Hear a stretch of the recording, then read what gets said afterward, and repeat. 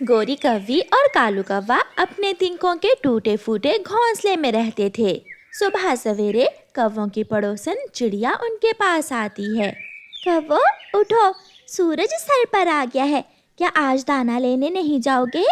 चिड़िया की आवाज सुनकर कव्वे उठ जाते हैं। चिड़िया, तुम भी ना सुबह सवेरे ही आ जाती हो। गोरी बहन, पक्षी सुबह सवेरे ही दाना लेने जाते हैं, अगर देर हो जाए तो दाना नहीं मिलता। गोरी, कल मैं गया था चिड़िया के साथ, आज तुम जाओगी?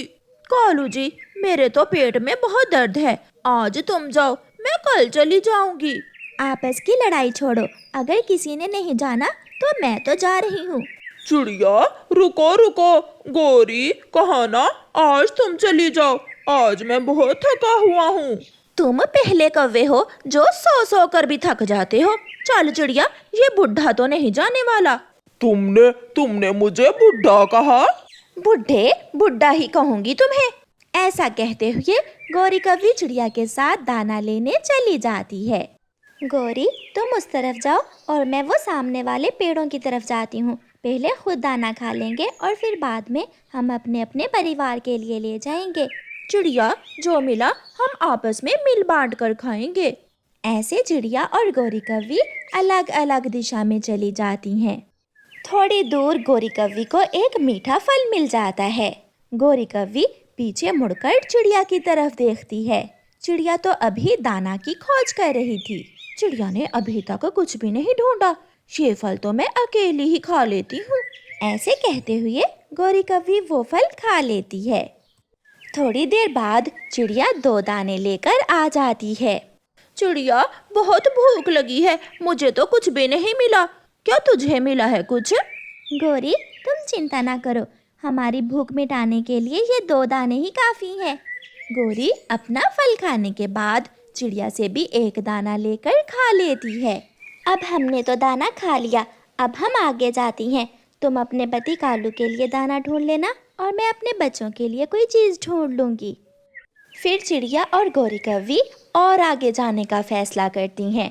उड़ते उड़ते वो घने जंगल में पहुंच जाती हैं। वहाँ एक पेड़ की डाल पर एक बूढ़ी फाख्ता बैठी मीठे मीठे रसीले अंगूर खा रही थी।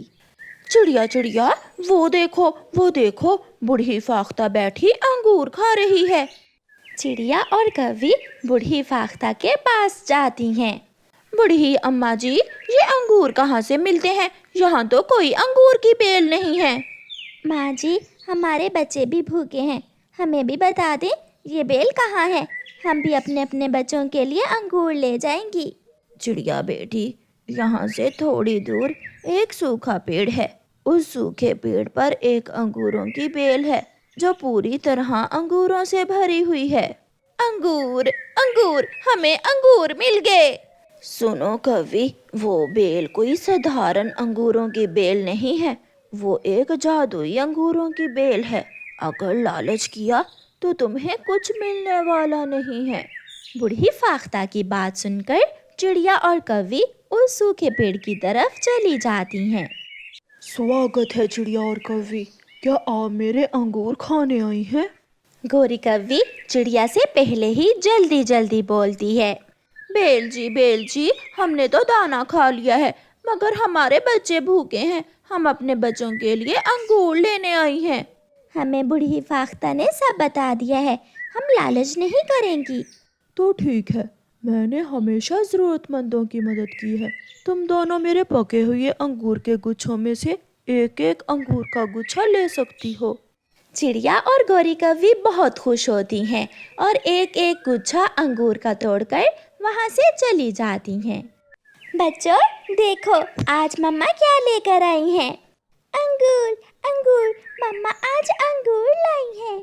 मम्मा, मुझे भी अंगूर बहुत पसंद है। अब तो मेरे बच्चे हर रोज अंगूर ही खाएंगे। आज बूढ़ी फाख्ता ने हमें एक जादुई अंगूर की बेल का पता दिया है। कालू कव्वा तो पके हुए अंगूर देखकर उल्टी छलांगे लगाने लगता है। मेरी पत्नी बहुत अच्छी है, मेरी काली गोरी बहुत अच्छी है, मेरे लिए अंगूर लेकर आई है। कालू जी, ना मेहनत ना ही ज्यादा उड़ना पड़ेगा, अब तो हम हर रोज ऐसे ही बैठे बिठाए अंगूर खाएंगे। फिर गौरी कव्वी कालू कव्वे को उस जादुई अंगूर की बेल का बताती है। कालू जी, मगर मुझे डर है, वो छोटी चिड़िया सबको बता देगी और कुछ ही दिनों में वो जादुई अंगूर खत्म हो जाएंगे। गौरी, तुम चिंता न करो, अब कोई दूसरा पक्षी अंगूर नहीं खाएगा। हम अपना घोंसला उठाकर वहीं अंगूरों की बेल के पास ही ले जाएंगे। और जो कोई भी जादुई बेल से अंगूर खाने आएगा उसे भगा देंगे। कौवा और कव्वी ऐसे सलाह करते हैं। मीठे हैं, अंगूर बहुत मीठे हैं। चिड़िया, चल चल, भाग भाग यहाँ से, ये अंगूर मेरे हैं, चल भाग। ऐसे चलाता हुआ कालू कौवा नींद से उठ जाता है। कालू, सो जाओ, अब सपनों में अंगूर नहीं बल्कि कल हम सच में अंगूर खाएंगे। फिर दूसरे दिन कालू कौवा और गौरी कव्वी सुबह सवेरे ही अपना घोंसला उठाते हैं और अंगूरों की बेल के सूखे पेड़ के ऊपर जाकर अपना घोंसला रख लेते हैं। जादुई अंगूरों की बेल जी, माइंड ना करना, हम हर रोज इतनी दूर अंगूर खाने नहीं आ सकते, इसलिए हम दोनों पति पत्नी तुम्हारे पास ही आ गए हैं। अच्छा किया ना हमने। अगर तुम भूखे हो और मैं तुम्हारी मदद करूं तो मुझे अच्छा लगेगा। मैं तो सदियों से भूखा हूँ जादुई बेल जी। देखो देखो, मेरा पेट सूख कर कितना छोटा हो गया है। फिर वो दोनों कौवे अंगूर खाने लगते हैं। चिड़िया भी उड़ती हुई तोते के पास जाती है। तोते, क्यों उदास बैठे हो? चिड़िया, बच्चे भूखे हैं और दाना नहीं है, ना कोई फल। अब तो किसान के खेत से लाल मिर्ची भी नहीं मिलती है। जादुई अंगूर, अब हम सब खाएंगे जादुई अंगूर। ये सुनकर तोता हैरान हो जाता है। मगर वो कैसे चिड़िया? तोते, मिठू तोते, तुम मेरे साथ चलो। फिर चिड़िया और तोता घने जंगल में अंगूरों के जादुई बेल की तरफ जाते। देखो देखो, वो आ गई चिड़िया, उस मोटी चोंच वाले को भी साथ लेकर आई है। नहीं खाने दूंगा, मैं इस चिड़िया और तोते को अंगूर नहीं खाने दूंगा। अरे तुम कौवों ने अपना घोंसला ही यहाँ बना लिया है। अच्छा किया ना चिड़िया, हमने पहले ही इस अंगूर की बेल पर कब्जा कर लिया है। अब तुम जाओ और अपने लिए कोई और नई जादुई अंगूर की बेल ढूंढ लो। ये सुनकर चिड़िया निराश हो जाती है। ये जादुई बेल सबकी है। चुप हो जाओ, आई बड़ी मालकिन बनकर इस बेल की। ये बेल तो मेरी है, मेरी पत्नी जी की है। अगर ज्यादा चूं की तो जान से मार दूंगा। ये कौवे बुरे हैं, हमेशा बुरा काम करते हैं। चिड़िया और तोते निराश होकर वापस जाने लगते हैं तो वो जादुई अंगूर की बेल अपने पत्तों से उन्हें रोक लेती है। अच्छा पक्षी, सच्चा पक्षी, खाए मेरे मीठे अंगूर। बुरा पक्षी, लालची पक्षी, खाए मेरे पत्थर के अंगूर। कौवा, तुम बुरे हो, मेरे अंगूर तुम्हारे लिए नहीं हैं। ऐसे कैसे? मैं तो खाऊंगी अंगूर। तू जादुई बेल जरूर है, मगर हमें रोक कर तो दिखाओ। फिर कौवा और कव्वी जैसे ही अंगूर चोंच में रखते हैं, अंगूर तो पत्थर के बन जाते हैं। कालू, ये कैसा अंगूर है? ये तो पत्थर जैसा है। गौरी, मेरा अंगूर भी पत्थर का बन गया है। बुरा पक्षी, लालची पक्षी, खाए पत्थर के अंगूर। ऐसा कहते हुए चिड़िया और मिठू तोता हंसने लग जाते हैं। कौवा और कव्वी वहाँ बैठकर रोने लग जाते हैं। चिड़िया और तोता बड़े मजे से पके पके अंगूरों का एक एक गुच्छा लेकर वहाँ से चले जाते हैं। कौवों के सामने अंगूर तो थे, मगर वो उन्हें खा नहीं सकते थे, क्योंकि वो जब भी अंगूर मुंह में डालते अंगूर पत्थर के बन जाते। प्यारे दोस्तों, जो कौवों की तरह लालच करेगा उन्हें हमेशा पत्थर के अंगूर ही मिलेंगे। और प्यारे दोस्तों, इस कहानी को लाइक, अपने दोस्तों के साथ शेयर और चैनल को सब्सक्राइब करना बिल्कुल मत भूलना। आपका धन्यवाद। रानो चिड़िया अपनी बेटी गुड़िया के साथ एक किराए के घर में रहती थी और उस घर का मालिक था कालू कौवा। कालू कौवा बहुत अमीर था और बहुत जालिम भी। वो तो जालिम था, उसकी पत्नी गोरी कौवी तो उससे भी 2 हाथ आगे थी। कालू जी, मैंने पिछले महीने कहा था कि मैं छोटी चिड़िया का किराया बढ़ा दूं। इतना सुंदर घर है हमारा और ऐसे घर के 500 रुपए किराया तो होना चाहिए। गोरी, अभी कुछ दिन ही तो हुए हैं किराया बढ़ाए हुए। अगर ऐसे घर का किराया बढ़ाते रहेंगे तो चिड़िया वो घर छोड़कर कहीं और चली जाएगी। जाती है तो जाए, मैं तो इस महीने का किराया 500 ही लूंगी। मैं जाती हूँ और बता आती हूँ उस चिड़िया को। ऐसा कहते हुए गोरी कौवी चिड़िया की तरफ जाती है। सुनो चिड़िया, इस महीने का किराया 500 लगेगा और 1 रुपया भी कम नहीं होगा। गोरी बहन, ये आप क्या कह रही हैं? अभी पिछले महीने ही तो कालू भैया ने किराया बढ़ाया था। बहुत महंगाई है, इतना किराया मैं कैसे दूंगी? मेरी गुड़िया की फीस होती है, राशन का खर्चा होता है और जो काम मैं करती हूँ उसमें तो यही सब बहुत मुश्किल से होता है। तो मैं क्या करूं? अगर नहीं दे सकती तो ये घर छोड़ दो और कहीं और चली जाओ। मैंने बता दिया है, मैं तो इस बार 500 ही लूंगी। और गोरी कौवी चली जाती है। मम्मा, आप रो क्यों रही हैं? मम्मा, कल से मैं भी आपके साथ काम पर जाया करूंगी। नहीं गुड़िया बेटी, आपने पढ़ाई के अलावा और कुछ नहीं करना। मैं अभी हूँ ना, मैं सब कर लूंगी। दूसरे रोज चिड़िया अपनी गुड़िया को तैयार करके स्कूल भेज देती है और खुद काम पर चली जाती है। चिड़िया एक छोटे से पानी पूरी के ढाबे पर काम करती थी, जो ढाबा कबूतर का था। चिड़िया, क्या बात है? आज आप बहुत परेशान लग रही हो। कबूतर भैया, आज फिर गोरी और कालू ने मेरे घर का किराया बढ़ा दिया है। पूरे 500 रुपए मांग रही है गोरी। मैं इतना किराया कैसे दे सकती हूँ?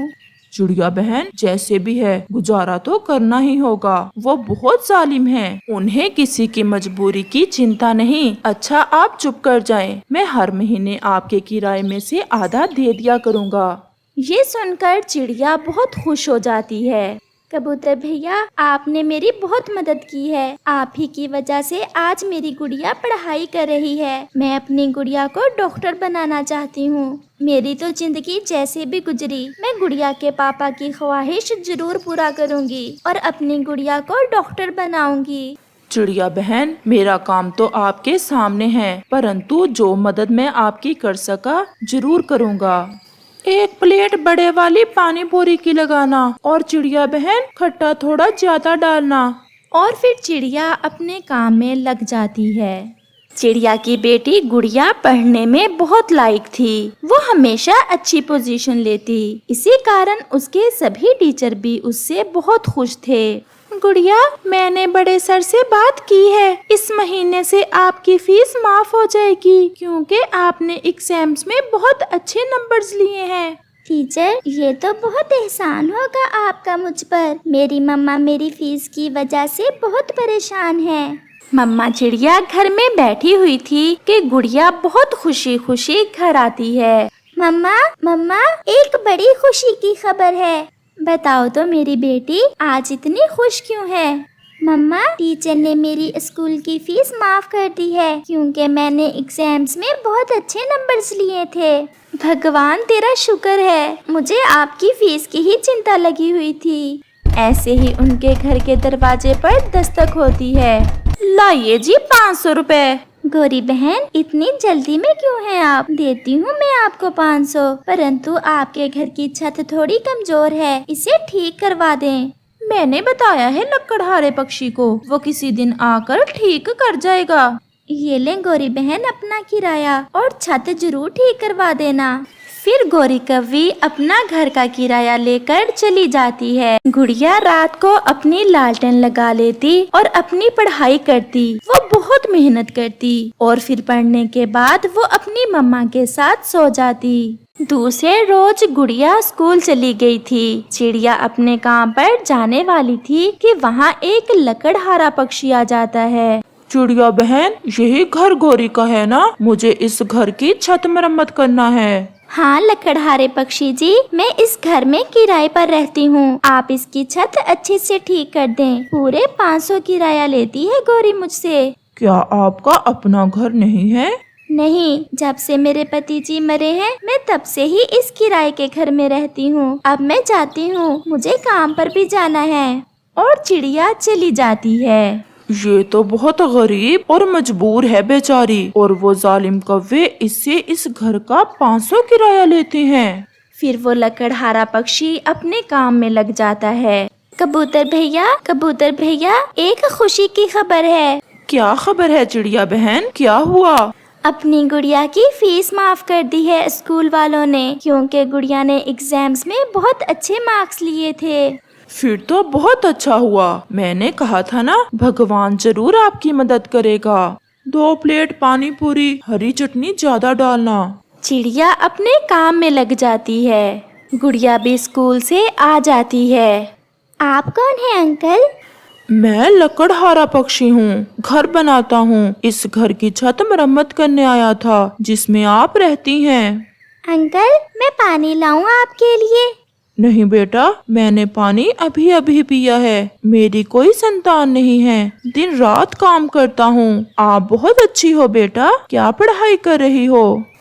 अंकल, मैं डॉक्टरी पढ़ रही हूँ और कुछ ही दिनों में मुझे डॉक्टरी की डिग्री मिल जाएगी।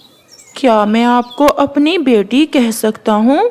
क्यों नहीं, मैं आपकी बेटी की तरह ही हूँ। गुड़िया की मम्मा भी काम से आ जाती है। चिड़िया बहन, मेरा एक घर है नदी के पास, वो खाली ही पड़ा है। अगर आप चाहें तो आप मुफ्त में वो घर ले सकती हैं। ये सुनकर वो चिड़िया बहुत हैरान थी। क्या मुफ्त में? वो क्यों?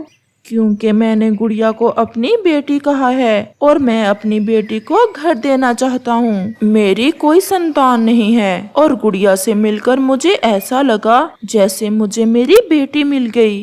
ये सुनकर चिड़िया की आंखों में आंसू आ जाते हैं। सच ही कहते हैं, अगर इस जंगल में बुरे और जालिम पक्षी रहते हैं तो साथ में आप और कबूतर जैसे अच्छे भी, जो दूसरों के दर्द को समझते हैं। आपका बहुत बहुत धन्यवाद पक्षी जी। आप कल ही गौरी कवि को इस घर की चाबियां दे देना, और ये लें आप अपने और नए घर की चाबियां। दूसरे रोज चिड़िया खुशी खुशी गौरी और कालू के पास जाती है। ये लें गौरी बहन, आपके घर की चाबियां। मुझे भगवान ने मेरा अपना घर दे दिया है। अपना घर? परंतु वो कैसे? जिस लकड़हारे को आपने घर की मरम्मत करने भेजा था, उसी ने मुझे घर दिया है, नदी के पास वाला। ऐसा कहते हुए चिड़िया वहाँ से चली जाती है। ये कमबख्त लकड़हारा तो मेरा सारा काम ही खराब कर गया। अच्छा भला बिजनेस चल रहा था। ऐसे ही दिन और रात गुजरते गए और फिर एक दिन गुड़िया अपनी डॉक्टरी की पढ़ाई मुकम्मल कर लेती है और वो अपने स्कूल की स्पॉन्सरशिप से अपने जंगल में बड़ा अस्पताल बनाती है, जहाँ वो गरीब पक्षियों का मुफ्त इलाज करती है। अंकल कबूतर, आज से आप पानी पूरी के ढाबे पर नहीं जाएंगे, बल्कि आप और मम्मा मेरे साथ हॉस्पिटल में मेरी मदद करेंगे। गुड़िया मेरी बेटी, आपने साबित कर दिया कि एक माँ के दुख हमेशा नहीं होते। अगर संतान मेहनत करे तो वो अपने मम्मा पापा को हर खुशी दे सकती है जो आज मैंने पाली। और मम्मा, उस लकड़हारे अंकल को भी मैंने इसी हॉस्पिटल में बुला लिया है। अब वो घर बनाने का काम नहीं करेंगे, बल्कि गरीब पक्षियों में मुफ्त दवाइयाँ बांटा करेंगे। चिड़िया बहन, गुड़िया ने हमारे सभी दुख मिटा दिए। मुझे गर्व है अपनी गुड़िया पर। और मुझे भी माफ कर दो चिड़िया बहन, मैंने बहुत तंग किया आपको, परंतु मुझे आज पता चल गया कि खुशियाँ पैसों से नहीं बल्कि प्यार और मोहब्बत से मिलती हैं। और फिर वो सब मिलकर अपने जंगल को एक मिसाली जंगल बनाते हैं। चिड़िया बहन, फसल तो तैयार है, क्यों ना हम सब अपनी अपनी फसल मिलकर काट लें। ऐसे हम साथ साथ भी रहेंगे और काम भी हो जाएगा। मैंने पहले ही सोच रखा है, हम सब मिलकर अपनी गंदम काटेंगे और फिर सब मिलकर दूसरे जंगल मेला देखने जाएंगे। मेला? फिर तो बहुत मजा आएगा। चिड़िया, आपको याद है पिछली बार जब मैं बड़े वाले झूले में बैठा था तो मैंने कितनी चीखें मारी थी? याद है, मुझे याद है। मुझे तो ऐसा लग रहा था कि आप बड़े झूले से कूद ही जाओगे। तो फिर कब कटाई शुरू करनी है? फसल तो तैयार है, क्यों ना हम कल से ही अपनी फसल की कटाई शुरू कर दें। परंतु हमारे पास तो नई दरंतियां नहीं है। क्यों ना हम आज ही पास वाले जंगल में लोहार के पास जाएं और अपनी अपनी नई दरंतियां बनवा लें। फिर ऐसे वो सब दोस्त खुशी खुशी लोहार की तरफ चल देते हैं। कालू जी, देखा है कैसे चिड़िया पूरे जंगल में नाचती फिरती है, और गंदी आंखों वाला कबूतर तो मुझे इतना बुरा लगता है, मैं कैसे बताऊं।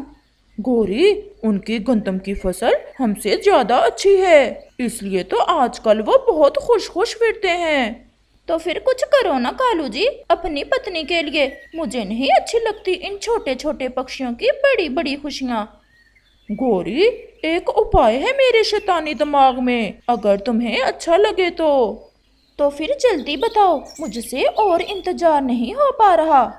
राजू बादल से मेरी अच्छी दोस्ती है, क्यों ना हम राजू बादल के पास जाएं और उससे कहें कि उन सब पक्षियों की फसल पर बरसात कर दे, ऐसे उनकी सारी की सारी फसल बर्बाद हो जाएगी। ये की ना बात मेरी बड़ी चोंच वाले कालू जी ने, तो फिर देर काहे की। चलो हम अभी चलते हैं, परंतु वो राजू बादल हमें मिलेगा कहाँ? सागर पर होता है वो राजू बादल, और कहाँ मिलेगा। ऐसे फिर गोरी और कालू दूसरे पक्षियों की पकी हुई फसल पर बारिश करवाने के लिए राजू बादल के पास जाते हैं। वो तो बहुत तेज उड़ रहे थे, क्योंकि गोरी को बहुत शौक हो रहा था कि वो दूसरे पक्षियों की फसल बर्बाद होते देखे। रास्ते में गोरी और कालू को दूसरे सब पक्षी मिल जाते हैं और वो एक पेड़ पर बैठ जाते हैं। गौरी और कालू जी, कहाँ भागे जा रहे हो? कहीं नहीं, मेरे ना पेट में थोड़ा दर्द हो रहा था, मैं तो वैद्य जी के पास दवा लेने जा रही हूँ। परंतु गोरी और कालू, हम तो नई दरांतियां भी ले आए हैं और हम कल से अपनी गंदम की फसल काटेंगे। क्या आपने कल अपनी फसल की कटाई शुरू नहीं करनी? हमारी गंदम तो अभी अच्छे से पकी नहीं है, हम 2-4 दिन के बाद कटाई करेंगे। मौसम का कुछ पता नहीं, आप भी जल्दी जल्दी अपनी फसल समेट लें, कहीं ऐसा ना हो कि पिछली बार की तरह इस बार भी आपकी फसल बर्बाद हो जाए।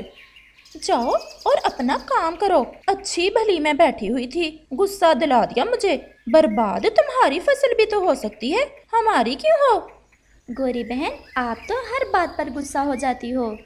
ऐसा कहते हुए तोता, कबूतर और चिड़िया वहाँ से चले जाते हैं।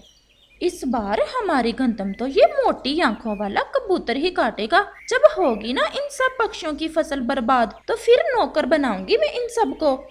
और फिर मिन्नतें करेंगे ये सब हमारी, कुछ दाने उधार लेने के लिए।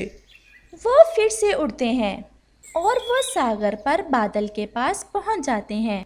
राजू बादल, कैसे हो आप? हम पहाड़ों वाले जंगल से आए हैं, कालू है नाम मेरा, और ये गोरी है तुम्हारी भाभी। गोरी और कालू कव्वे, मैं तो आपको अच्छे से जानता हूँ, और मुझे ये भी अच्छे से याद है जब एक बार मैं सूखने ही वाला था कि आपने मुझे पानी पिलाया था। तो फिर एक काम आप हमारा भी कर दें। बताएं कव्वे, क्या काम है आपका? मैं जरूर करूँगा। भाई जी, हमारे जंगल बारिश बरसानी है, और वो भी छोटे पक्षियों की पकी हुई गंदम पर। परंतु पहाड़ों वाले जंगल में तो गंदम की फसल पककर तैयार है, वो फसल तो खराब हो जाएगी। राजू बादल जी, खराब ही तो करनी है फसल उन पक्षियों की, फिर ही तो वो छोटे पक्षी हमारी गुलामी करेंगे। आपका बड़ा एहसान है मुझ पर, अगर आपकी यही इच्छा है तो हम कल आएंगे और बरसात देंगे आपके जंगल में। बादल जी, बरगद के पेड़ वाले खेत में जो फसल है वो हमारी है, उसका ध्यान रखना। आप बेफिक्र होकर जाएं, हम दूसरे पक्षियों की फसल पर ही बारिश बरसाएंगे। फिर खुशी खुशी गोरी और कालू कौवा वापस चले जाते हैं। रात को आसमान साफ था, चांद भी पूरी तरह रोशन था। चिड़िया, अब सो जाएं, मैं तो बहुत थका हुआ हूँ, कल सुबह सुबह गंदम की कटाई पर भी जाना है। हम कल सबसे पहले कबूतर आपकी फसल काटेंगे और फिर तोते की, बाद में शाम से पहले पहले हम मेरी फसल भी काट लेंगे, और फिर अगले रोज जाएंगे हम मेला देखने। अब सो जाएं, जल्दी सोएंगे तो जल्दी उठेंगे। अगले रोज सुबह होते ही तोता, कबूतर और चिड़िया अपनी फसल की कटाई के लिए पहुंच जाते हैं। वो अपना काम शुरू करते हैं। वो सब तो जल्द ही आधी से ज्यादा फसल काट लेते हैं। दूसरी तरफ गोरी और कालू बहुत बेसब्री से राजू बादल का इंतजार कर रहे थे। कालू जी, आया नहीं अभी तक तुम्हारा दोस्त? वो मेरा दोस्त वचन का पक्का है, वो जरूर आ जाएगा। मुझे तो बहुत मजा आने वाला है जब मैं बारिश के पानी में डूबती देखूंगी छोटे पक्षियों की फसल। ऐसे ही शाम हो जाती है। चिड़िया, कबूतर और तोता अपनी सारी फसल काट लेते हैं और अपनी अपनी गंदम अपने घर ले जाते हैं। अब हमारी चिंता खत्म हुई। अब हमारी गंदम हमारे घर आ गई। अब पूरा साल हमें कोई चिंता नहीं। चिड़िया, अब भूल न जाना, कल मेला देखने जाना है। याद है, कल तो होने दो। कालू जी, न जाने क्यों बादल नहीं आए अभी तक। अभी कौन सा अपनी फसल काट ली है चिड़िया और कबूतर ने। मेरा दोस्त राजू बादल कल आ जाएगा। गोरी और कालू कब जानते थे कि दूसरे पक्षियों ने तो अपनी अपनी फसल काट भी ली है। दूसरे रोज राजू बादल अपने साथ वाले दोस्त से कहता है, दोस्त चलो, आज हमें पहाड़ों वाले जंगल में जाना है, वहाँ बरसात करनी है। मैं थोड़ा पानी पी लूं और फिर चलते हैं। फिर वो दोनों बादल जी भर के पानी पीते हैं और पहाड़ों वाले जंगल की तरफ चल देते हैं। वो तो बहुत तेज उड़ रहे थे, हवा भी चल रही थी। उस कारण वो तो जल्द ही पहाड़ों वाले जंगल में पहुंच जाते हैं। वो देखते हैं कि पूरे जंगल में गंदम की फसल तो काट ली थी, परंतु केवल कव्वे और कव्वी की फसल खड़ी थी। राजू बादल भी ये भूल जाता है कि वो फसल तो उसके दोस्तों की है, इसलिए वो जोर से गरजते हैं और बरसात शुरू होती है। बारिश तो बहुत तेज थी। जल्द ही हर तरफ पानी ही पानी हो जाता है। कालू जी, ये क्या हो गया? सब पक्षियों ने तो अपनी गंदम काट ली है और हमारी सारी की सारी फसल ही पानी में डूब गई है। अगर किसी का बुरा सोचो तो अपना ही बुरा होता है। वो दोनों पति पत्नी बैठे रो रहे थे। इस कहानी से हमें सीख मिलती है, जो किसी के लिए गड्ढा खोदता है वो खुद ही उसमें गिर जाता है।